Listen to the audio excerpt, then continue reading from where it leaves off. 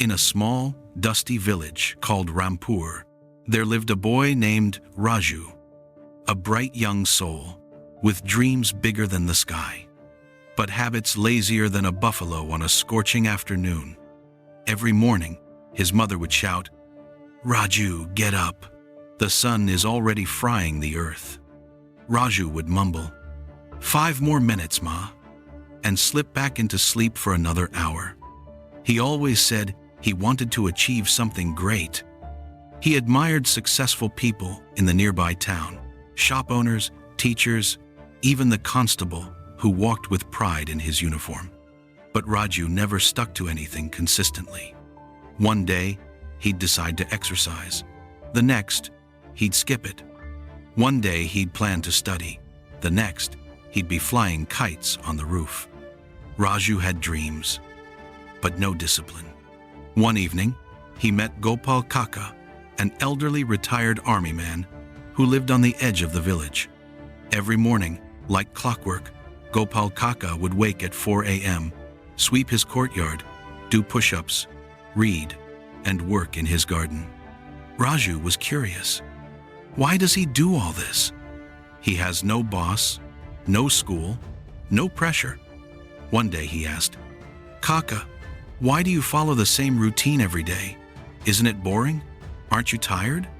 Gopal Kaka smiled, wiped his forehead, and said, "Beta, habits are like farmers. What you plant today grows tomorrow.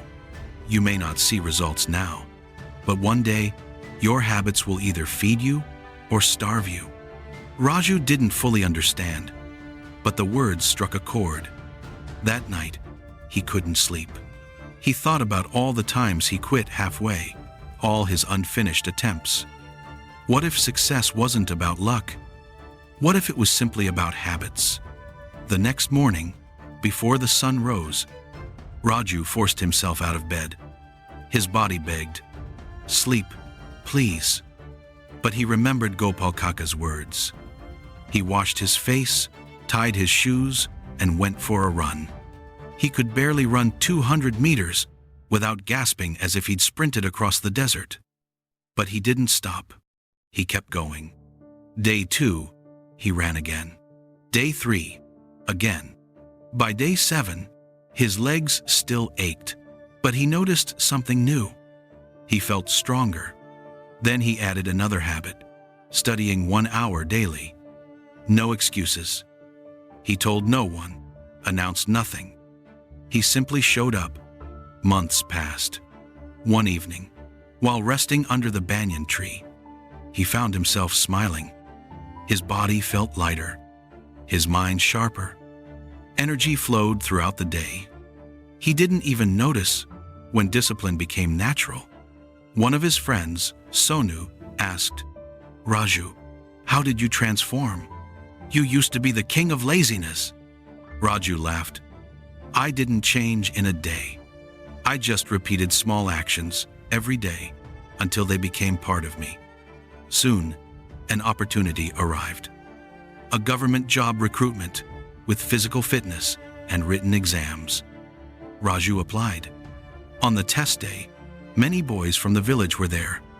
Some overconfident, some nervous. Raju remained calm. The whistle blew. They started running. Many sprinted fast, but grew tired quickly. Raju kept a steady, controlled pace. Months of habit carried him forward. When motivation failed, his discipline didn't. He cleared the first round. Next came the written exam. Others crammed at the last minute. Raju was prepared. 1 hour a day, for months, had built a solid foundation. He cleared that too. Weeks later, a letter arrived. "Congratulations, you have been selected." Raju stood still. His hands trembled. His mother stared, confused. He looked at her, tears in his eyes, and whispered, "Ma, your son did it." She hugged him tightly. The whole village celebrated. But the happiest person wasn't Raju. It was Gopal Kaka. "See, Beta," he said proudly, Motivation starts you, but habits keep you going when strength fades. Moral of the story: we often think big change requires big effort, but real transformation comes from small habits done daily.